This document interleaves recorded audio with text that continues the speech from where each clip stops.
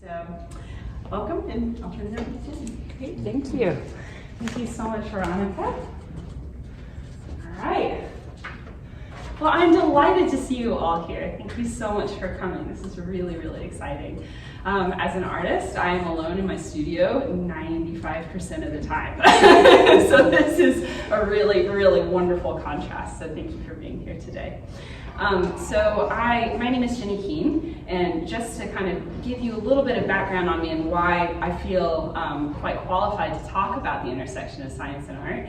I'm raised by a scientifically minded person. My mother was a chemist working before she became a doctor. My husband studied planetary science at the University College of London, which is one of the best geology departments in the world. He does IT now and he's on call, so he couldn't be here today. But I also attended the Cooper Union for the Advancement of Science and Art, which is founded by an inventor named Peter Cooper, because he wanted to create an environment for science and art to combine, because that really, really creates this environment for innovation. And that's really the main thing I'm here to talk to you about today. But what we're going to do is talk about it within the framework of the scientific process and the creative process, and how enormous the overlap actually is, even though people don't normally think of it that way.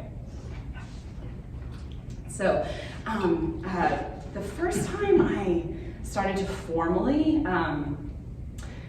investigate this topic was in the UK, and I was actually collaborating with the Royal Meteorological Association because they're having this wonderful festival about the combination of kind of art and meteorology. And I ended up making this hurricane sculpture. And it was really, really fun, and it went over really, really well. And also did some interviews with scientists to find out about the overlap between the scientific and artistic process. And really, I thought there would be some overlap, and I thought it'd be kind of like 50-50, right? I thought it would be maybe 50% of it would be the same, and probably the other 50 would be different. It's more like 9-10, guys. It's really, I was really, really surprised to find this. So the way it all begins is actually really, really similar too. There's some major stages, which I put on the handout there. And the first one you'll see is curiosity, okay? This is the instigation of the process. And this always starts with a kind of a question or a problem or a bit of inspiration. Sometimes it's a lightning bolt.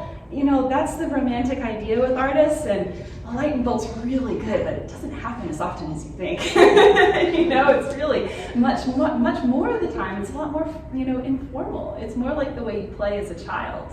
So if you just sort of think, that's kind of a curious object, what can it do, right? That's what my sons do. Or with my daughter, she says, that's an interesting role. How can I act in that role? How can I change this kind of thing? So, whatever your personality is, the things that sort of strike your fancy are going to be a little bit different, right? And so I think that's one of the things about science and art. People think that because you're attracted to different things, that it's actually a really different process, but it's not really. It's like the skeleton is exactly the same.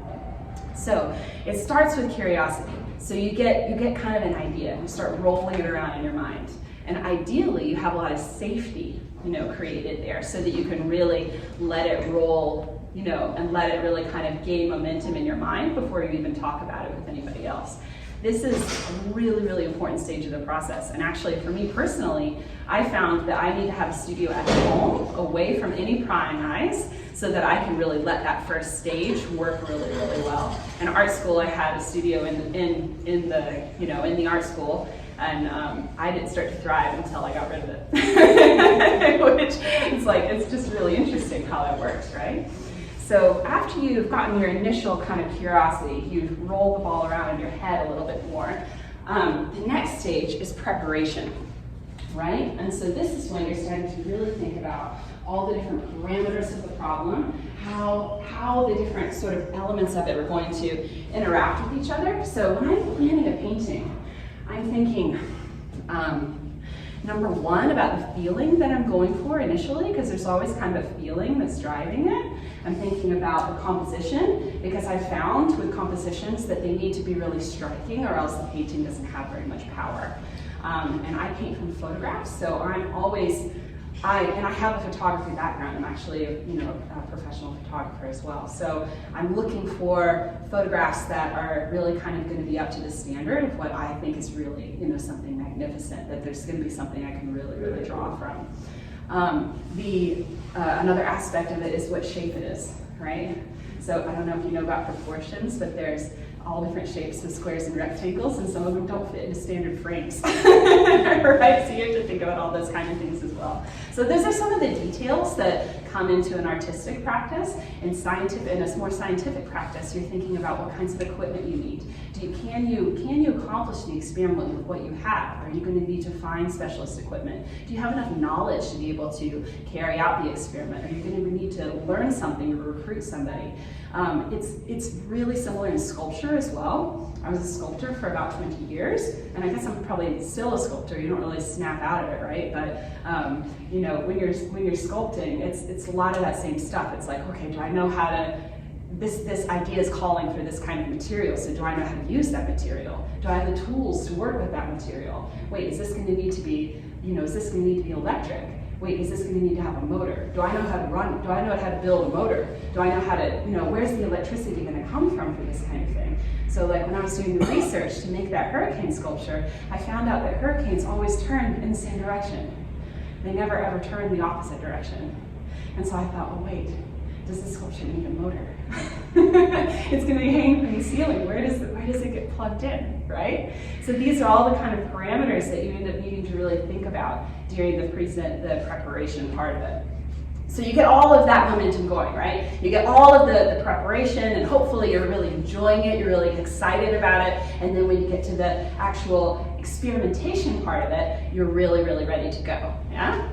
And so you go into your lab, you go into your studio, you go into your area of the world where you're doing your field study, and you get started, okay? You have a plan, right?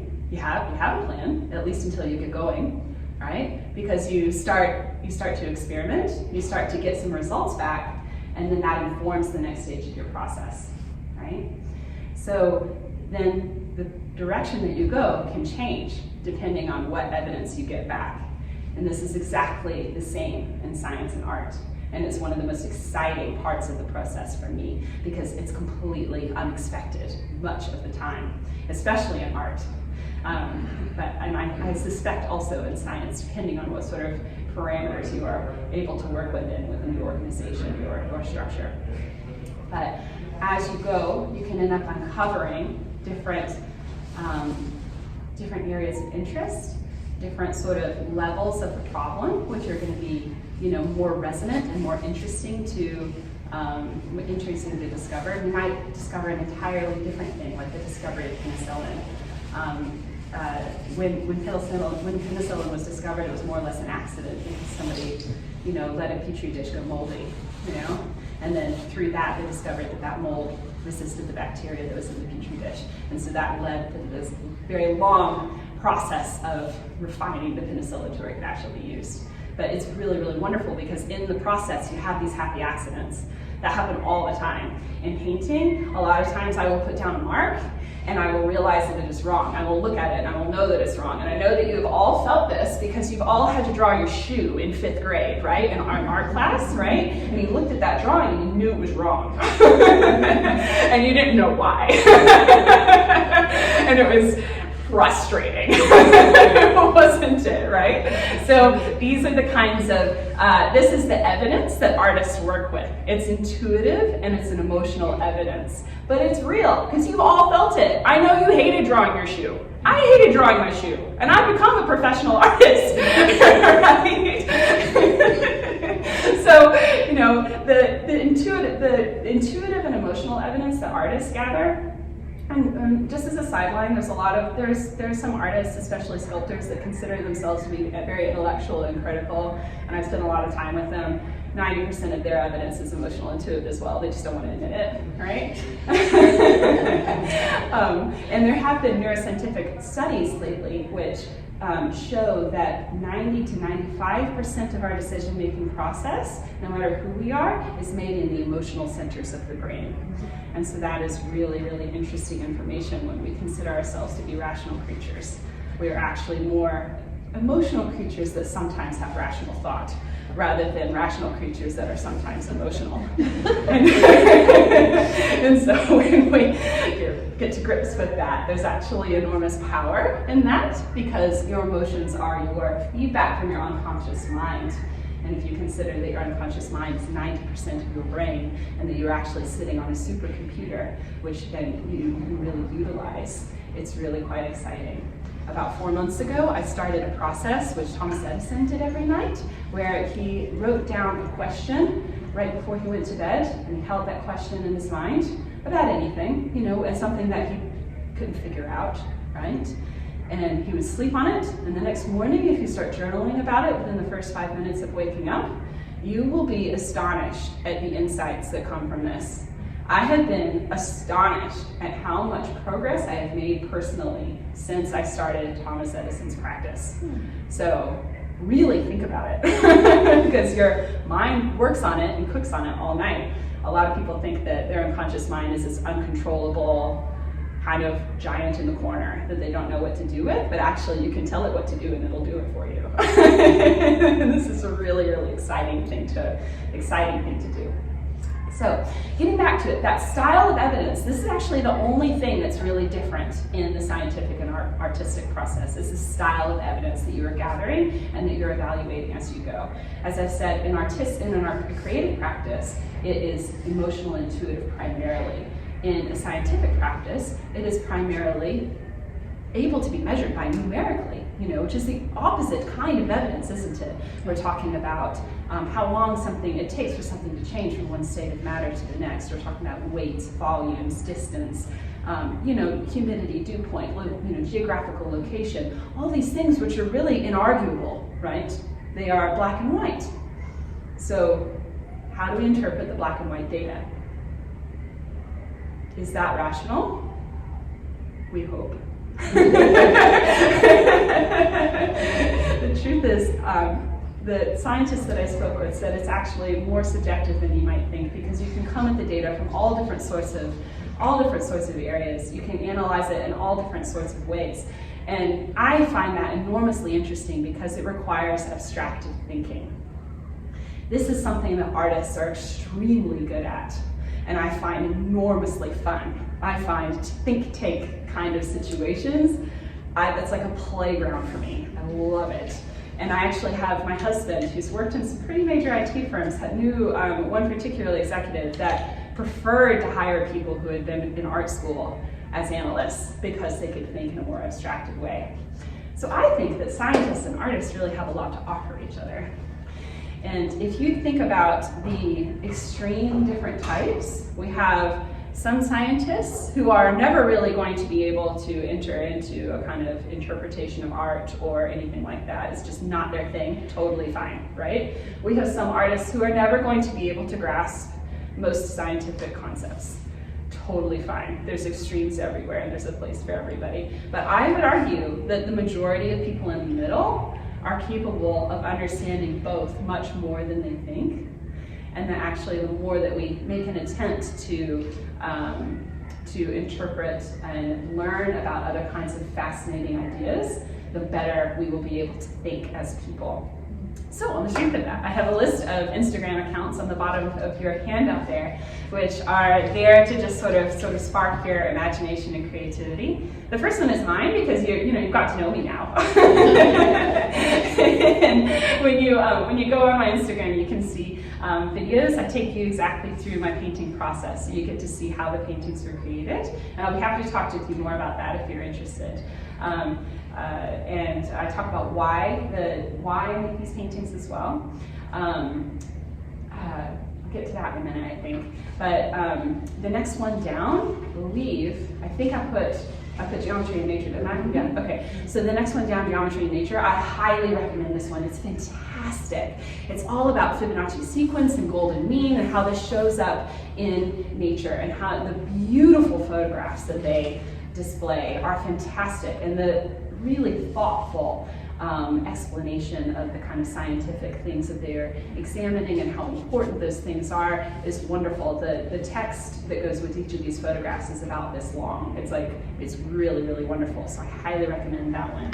The next one is Tyler Thrasher Art. He's an artist who does works with really interesting kind of scientific processes. He works a lot with phosphorescence, and he also grows crystals on just about anything you can imagine, and loves talking about how the different types of ions and the different crystals form different crystal structures, and it's all really exciting. I mean, he forms crystals on like animal skeletons and like scorpions and moths, and they're beautiful. And he's a nice guy. So he's worth following too. Can you remember? I have one here. I just remember. Yes, okay, so Colossal is the most fantastic art blog. Really fantastic, really interesting ideas, really poppy, interesting images. There's going to be stuff on there that is not going to really strike you and be that interesting, and there's going to be stuff on there that you absolutely love. So go through. It's just a really great way to find new artists to follow. I love this blog. I think it's really, really interesting. The last one is at Glue, Paint, and Plastic. I put that one on there because I know that there are quite a few meteorologists who have also been in the Air Force and are interested in aviation. And this is a key to how I got into skies, actually. My husband is a really talented scale modeler and makes the most amazing military dioramas. And we have a cathedral ceiling in our log cabin. And I looked up one day and I was looking at this wall that I'd never figured out what to do with. And I suddenly said, Mike, this is a really great canvas for you. And he looked up and he started to get really excited, and the next day he came to me and he said, will you paint me a sky mural? I thought, I've never done anything like that, okay? Because I'd spent 20 years as a sculptor and a mixed media artist and a pen and ink artist and a graphite drawer, and I stopped painting in art school. I hadn't done any painting for 20 years. And I got up on this ladder, and so my first sky painting was 30 foot wide, and as the bottom of it was, I think 8 or 9 feet in the air, right? So I got up on that ladder and my whole world changed. Because I've been drawing these beautiful hibernating animals that were curled up in balls, and we're all about giving yourself permission to hide away and heal and take the time for yourself you needed and all this kind of thing, which I was literally doing by making them, you know. And then I got on this ladder and I didn't want to play small ever again. And so now I'm paint the biggest paintings that will fit in my car.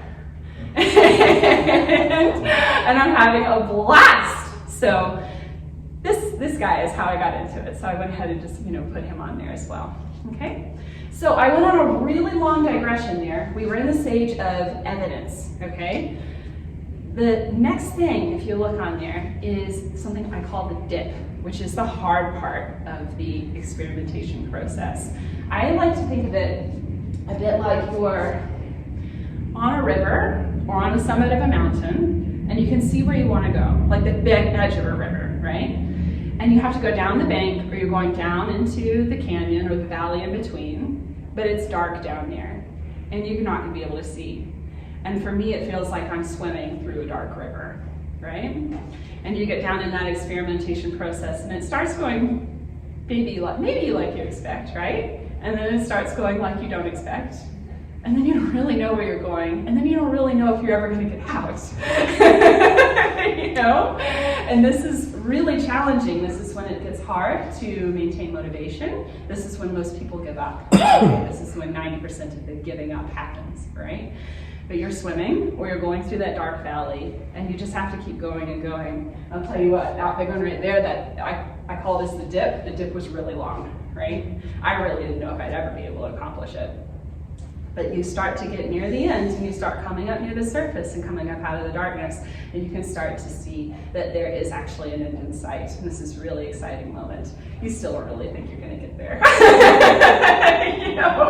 but you keep going, right? Because you have to. And this is a side note also about my husband. When we first got together, I was in the US and he was in the UK. He's British. And I said, I don't know how this is going to work out. And he said, and he had been cycling for 200 miles a week at that point. He's a man of extremes. And he would go up big mountains and then go down the next one, then go up another big one, right? And he said, when you're on a mountain, you never look past a meter past your front wheel. Never look at the top of the hill, ever. Because as long as you can go 1 more meter, you'll be fine. And so that's the answer. That's the answer to the dip. As long as you can do 1 more stroke, as long as you can go 1 more meter, you're going to be fine. And you just have to keep telling yourself that. So then you get up out of the water, you get up out of the darkness. The bank's really tall, but you can see and you can get there, and you're finally getting there. And you get to the summit, you get to the top of the tall bank, you get to the top of the tall mountain on the other side. And for at least 15 minutes, it's really, really, really exciting, right? Sometimes it's a few hours. I've had exhibitions that made me feel that way for a whole week, and it was really great. But I don't know, if you're like me, you get to the top of the next summit and you start looking around for the next mountain, right?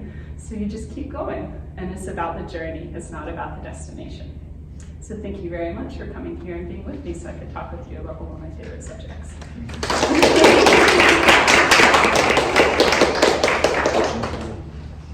Questions? That painting looks different from the others. Oh, I forgot to mention that. Since this is about the creative process, I thought I would just bring literally what's on my easel this week. So this one's not finished. I've been working on it for 2 days, and it's going to have a lot more reflections coming down off of this cloud. That's going to be kind of the central focus, is the reflections. And you know how you there's like this infinity space between the water and the sky? This painting is about that infinity space and the kind of how free it makes you feel. So there's going to be a lot more glazes that provide depth as well. So it's going to pop more. So like the top of this sky is going to be a little bit darker. Top bottom of this is going to be a bit darker, and the reflections in between, there's going to be a bit more kind of value difference in between them. And that's what makes things really pop and become really exciting. And it's going to be called Peace at Sea. So you can follow me if you want to see how it turns out. So it should probably be finished within the next week or so. Do you want to hear more about paintings? Yes. Okay. All right. So I have only been painting skies since August, which is amazing. Yeah. I'm telling you, I really was a sculptor and a photographer, and it makes me the artist for 20 years. So, but then, I got on that ladder, like I told you, and my whole world exploded. And this is also really convenient because it was right when my youngest child went to kindergarten, so my 10-year stay-at-home mom experience was coming to an end, and this is the beginning of the next chapter. So I started out with something called direct painting, which is what most people do, where you're mixing a color on your palette, and then you're painting it directly onto the canvas, and you're mixing another color and you're painting it on. This is what most people know as painting, right? Direct painting is really fun. Direct painting can sometimes be rather quick, which is really quite exciting for me. But direct painting also makes it really hard to capture the complexity of sunset clouds. Because if you think about it, think about trying to paint a round thing with all different round shapes that has light coming from a certain direction and shadows from the other direction, but the light is a different color than the shadow light, right? And so you are having multiple colors blending at the same time as multiple values blending in a volumetric form, and your paint dries kind of quick. Yeah. So I actually got to that conclusion with this painting, that sunsets were too hard with direct painting. And so I taught myself how to do glazed paintings, and this was my first glazed painting. So with a glazed painting, it's really interesting. This is actually the same style that the old masters used to do, because color was extraordinary. Pigment was extraordinarily expensive. They were all pure minerals. Purple was made from ground up mussel shells, right? Which is why only royalty had clothes that were purple, because it took millions of mussel shells to make 1 little ounce of dye, right? So color was very expensive. So what they did was they would make actually brown and white paintings, because burnt umber was the main color, that black was a little harder to come up with. So they would make brown and white paintings, and they would take little tiny bits of pigment and mix them with linseed oil, and then they would make these thin glazes that would go over top of the paintings. And so when you do that, you're only using very small amounts of color. And what you do is you do lots and lots of glazes and you build them up over time, and it creates this wonderful depth of color because you're actually looking through layers of the carrier that you're using. So for oil paint, it's linseed oil. For acrylic painting like I'm using, you would use an acrylic glaze or an acrylic glazing medium. And it provides this wonderful depth. You can also choose different kinds of colors each time, and you're combining different colors. So, I mean, this probably had 15 glazes at least, you know, on each of the different parts. And there were multiple different, you know, as you know, like all the different colors combined to make brown, but then there's like infinite numbers of different browns, right? So it can get really, really complex, which is really fun, right? And a really interesting technical process that takes a lot longer. So these paintings right here are all glazed paintings. They're all fully black and white, and if you go on my Instagram, you can see the photographs of them black and white. They looked awesome black and white. I was actually wondering whether or not I should even put color on them because they looked so good, but I'm really glad that it did ultimately. So, but I'm still vacillating. Like, I don't know what I want to do. And I think it's the way it's supposed to be, you know? So this, after I finished this one took a solid 3 weeks of work, whereas this one I have been able to create, this is only 2 painting sessions so far. And it's probably going to require at least 3 more, I would say. But see, it's like a third of the time, but then you can't make such complex subjects. What do you do? So, I don't know. I'm going to see what happens. So if you follow me on Instagram or if you join my mailing list, that's a really great way to find out. Bear in mind that social media is something that some people want to avoid, you know, understandably. And I also have a mailing list as well. I send about 2 to 3 emails a month, I'd say, and you actually get them. Whereas on social media, I'd say only on my best performing posts, only 50% of my followers see them. So if you sign up to my mailing list today, you get a free bookmark. Okay, yeah. Any more questions about paintings or anything? Yes? Well, hi, I'm Marjorie McGurk. I'm a scientist, climate scientist. Yeah. So I really appreciate the analogies you made between curiosity and science and the arts, and that's so true. I don't know if, you know, you probably are, artists are aware that scientists are trained to write their results of their experimentation once they get through the dip, which we call the pit of despair. Yeah, exactly, right. You know, you have the thesis ready, or people are knocking it, goes for a peer review, it might take 2 years, longer than you to write it in the first place, and just all that. But train to write in a way that's devoid, you have to write in a way that will last forever, like Yes. Einstein's work. So you have to remove from it references to emotion, references to time. Like you can't make an analogy to the Jackson 5, because that won't be perfect. So emotion, place and time, because it has to be good anywhere. Yeah. And the world, unless you're specifically on the motion, place and time, familial references, jargon. Yeah. Like you betcha. You can't even use won't. It has to be will not. Because that part of the language changes, so it has to be formal.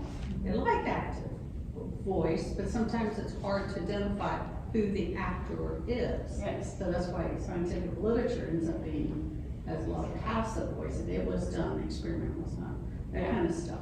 Yeah. And so now we've got global warming, and we're realizing, well, we did our bit, here's the scientific literature, read this. I have 400 articles. 500 scientific articles were produced at that building 2 blocks down in 2022. 500 in 2022. Scientific articles, Wow. peer reviewed, you know, in 2022, both. There were 500 people that worked out of there, so about 1/3. So now what do we do? You got global warming, and you've got literature that most people can't read. Yeah. Right? Because being quantitative is what counts. If you can't measure it, it ain't science. Yeah. It is not science, I would say. Right? So the world body recognized this because you gotta get the word out, because decisions are made on emotions. How do we know that? We read the scientific literature that said so. And there's a lot of it. There's a whole body of how people make decisions based on emotions. So a lot of scientists were sent to go learn about emotion school. Yeah. So you can speak publicly. Well, one of the things that resulted from this process of learning how regular people think, people who are not trained to be irregular, Yeah. was that most scientific conferences now include an art show. Do they? Art, by its nature, is designed to speak emotionally. People make decisions emotionally. Therefore, when you write, I'm speaking like Fortran program, by the way. When you write something, consider how someone could react emotionally by engaging with an artist. And so, this one of the National Climate Assessment reports came out, and to publish it, the art department, graphics department over there at NOAA said, let's use an image that shows the impacts of sea level rise. So took an image and graphically modified it. The whole document was thrown out because it wasn't scientific, it was imaginatory. And so that image killed the entire document, 400 pages. So back to basics, how do we do it? So that's why there's an art exhibit at a scientific conference. The art itself is not inside the scientific article, for heaven's sakes. That is so interesting. Isn't Isn't it it? fascinating? But people, me included, who make decisions based on emotion. So how do you get a whole country to say we've got to make changes because of global warming? How do you influence that? So they send a bunch of scientists to learn how to speak to the public. Those who can, because Yeah. there's others who can't. Oh yeah, of course. You know, like you said, the spectrum of being very quantitative and very qualitative is different. Well, it's fascinating. I've never heard an artist describe the same process that I went through. Oh, it's the same. It's the same. Everyone thinks it's different because all you ever do is focus on the style of evidence that you're assessing. But the structure of it is exactly the same. I mean, I could talk with scientists all day about their process. It's super interesting. You're essentially married to one, Huh? aren't you essentially married to one? I am married to one. It's taken, guess what, guys? It's taken me 19 years, but I finally convinced him he's an artist. It's only just happened this year. It's a long, slow process. I'm married to a scientist also. Uh-huh. Can you imagine everything's quantified in our household, but we do plan on being spontaneous one day.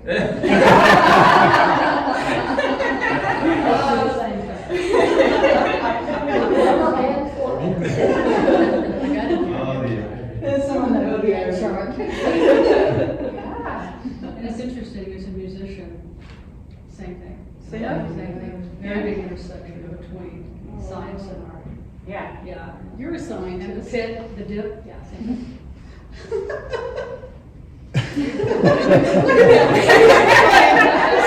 That's how most people feel when they say, you're an artist. They feel exactly like that. I'm just really excited because my daughter is an artist, but she's studying to be an entomologist. So she makes things out of clay and beadwork and paints and all this stuff, but she's also in school at UNCA, finish her bio degree and then go on to entomology. So I'm really excited to share this with her and see her take on it. Excellent. Well, I'm filming this so that I can put it on YouTube, so if she wants to watch it, she Cool. can. Yeah, she's in class Yeah. right now. She'd be here. Awesome. Well, and I just also want to put this out there that if anybody's interested in kind of a science and art collaboration, I am up for it.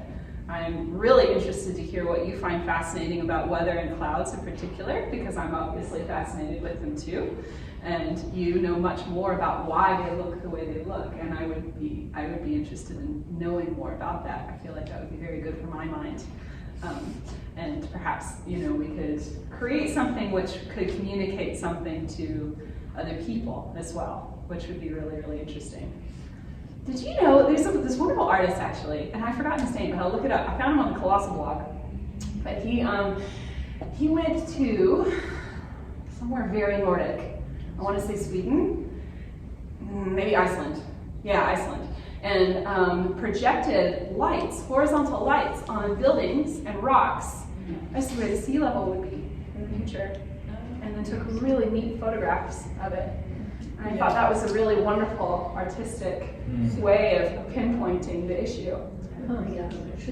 Yeah, and it's kind of shocking, isn't it? But you're allowed to talk about shocking emotional stuff as an artist, you know? It's like part of our purpose, isn't it? You know? It's just so interesting that I feel like scientists are going through this enormously human process, going through the pit of despair or the dip. And using every faculty that they have in order, because you have to have so much emotional maturity to get through that process, you know? So you're going through this highly emotional process to be able to create the thing, and then you have to purify all the emotion out of it. Isn't that interesting? I find that so interesting. The first time I encountered a scientist doing art was here in Asheville, probably in the early 1980s, and his name was Alistair Fraser. Alistair Fraser. He's written several books, but he concentrates not on clouds but on rainbows. So he does rainbows in art and science and myth and that kind of stuff, and traveling the world. He's probably dead by now, but anyway, that's what he would do. And he would try to gather both scientists and artists in the room for the lecture. So he was ahead of his time. And it's like many years ago. Yeah. Ahead of his time. But nowadays, like the National Climate Assessment, the World Meteorological Organization have contests, gatherings of art, music, and two-dimensional and three-dimensional art that can portray what the future may be. Because there is no valid sense of the future, so you can use emotions when you're trying to figure out the future. One site that came out of that was information is beautiful.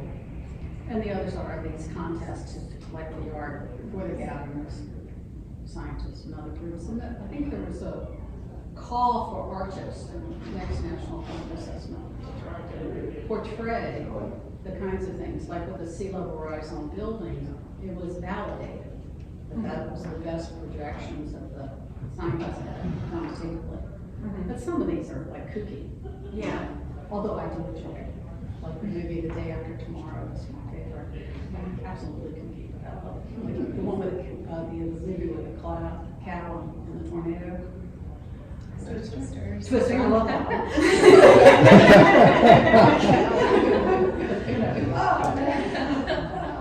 So, yeah. Well, there's a place for silliness.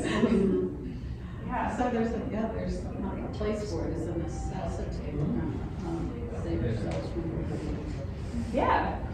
Well, man, scientists are in a really tough spot, aren't they? And we'll get through it with artists. Yeah, I know we are too, but I feel like, And we'll get through it with artists. yeah.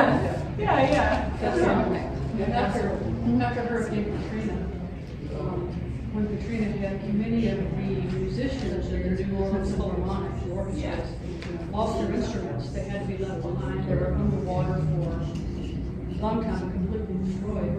And there was a local artist who went through and did photographs of the instruments after they'd been recovered. And you can imagine the damage and things that were done. But the photographs were just powerful at the damage that was being done to art, to everything that was lost in the city. It was very powerful. Yeah, you can imagine they'd be very haunting. It was. I have a collection of photos. Oh, you showed them to me. Yeah, I guess I did, didn't I? No, I'm asking you. Yes, to. absolutely, I will. Okay. So something, yeah. Great. Absolutely, yeah, I do. Yeah, it hits you kind of here. Yeah, absolutely. Oh, for me, it's like, I feel divided between, sometimes, like, I'm always making art about what I'm going through personally, and sometimes I want it to hit you there. And sometimes I don't want to be hit at all. You know what I mean? I vacillate so much between those, like, where, I guess you're kind of always vacillating as a human being, aren't you? But I mean, it's like the jump from this one to this one, I was all in that emotional power and the trauma and everything, and then I just want it to be easy. Yeah.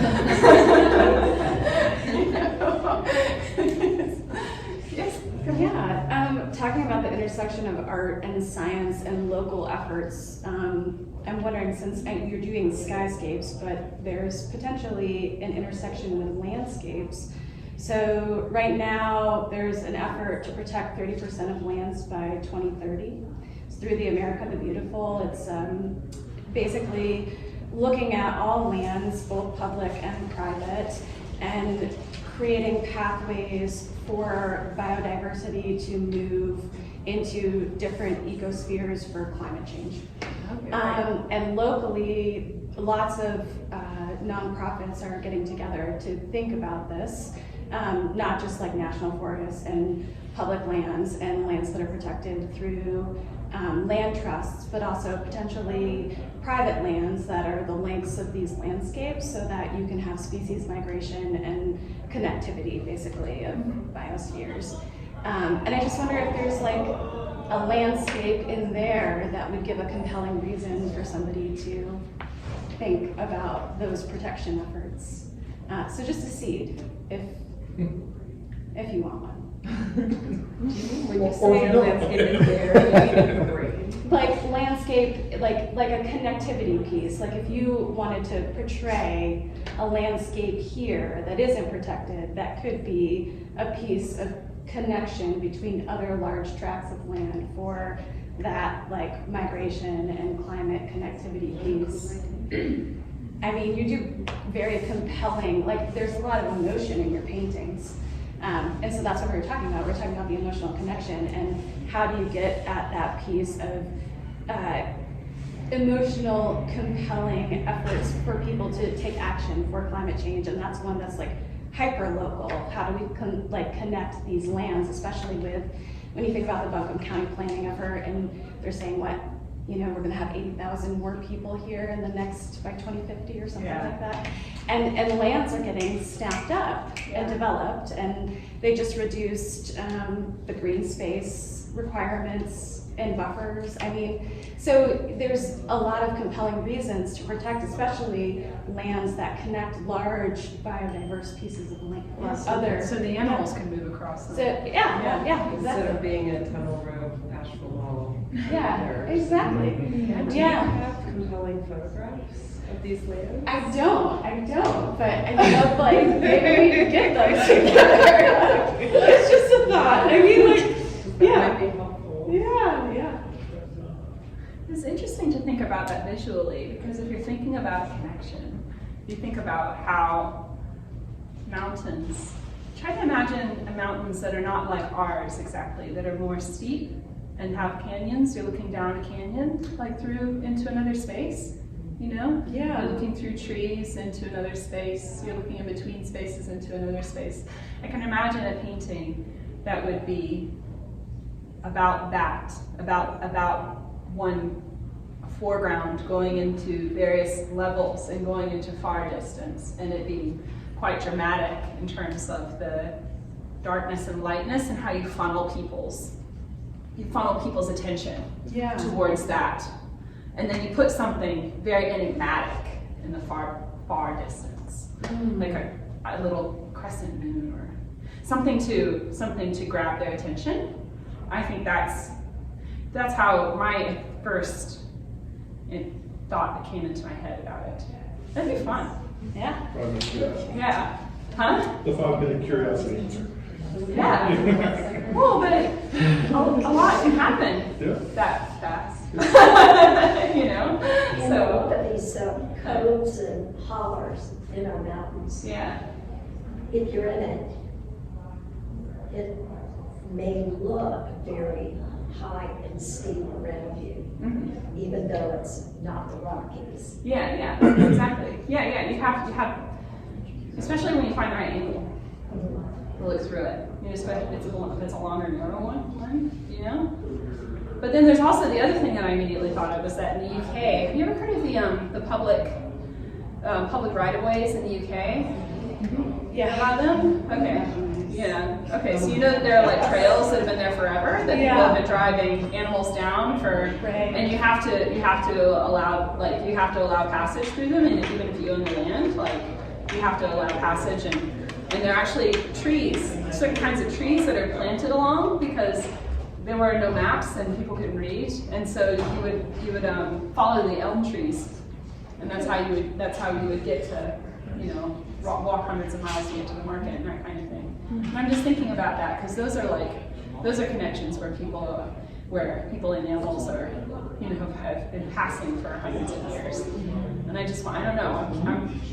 I feel like if you simmered on that idea, there would be something there. You know? That's interesting. Yeah, I don't know if the law would support that with the private land right-of-way piece, but maybe. It's hard because you're having to let people cross your land. Yeah. And then you end up with you know, practical issues. You have trash, you have stuff like that. You know, you have to have stiles in your fences. You know, this kind of thing. And the bike hiking and horse trail through Surrey County and Yadkin County, between the Stone Mountain just off Highway 21 and Elk, all the way toward 77, and they have negotiated with all of these private property owners, and it's been successful. That's great. Not as much in America. Yes. Oh, cool. I don't know. I think that's a tricky problem, which is going to require more thinking, I think. Does anybody else have any other tricky ideas or scientific things that would be interesting? I was just thinking, the greatest natural catastrophes here throughout western North Carolina, from the Virginia line to Georgia, was the Great Flood of 1916. A lot of lumbering had been done in the prior 30 years. And the rains came, and Biltmore was destroyed, and the whole area of the French Broad, and also all of these steep elevations. In one spot just off the Village Parkway where I live, 16 homesteads were taken down the mountain because there was just nothing to hold the land. Yeah. And it happened all over Marshall. Yeah. And so being 100 years ago, projecting forward, we all have been talking about what is it going to look like with climate change in this very area. We've seen that. We saw it 100 years ago with land change. Yeah.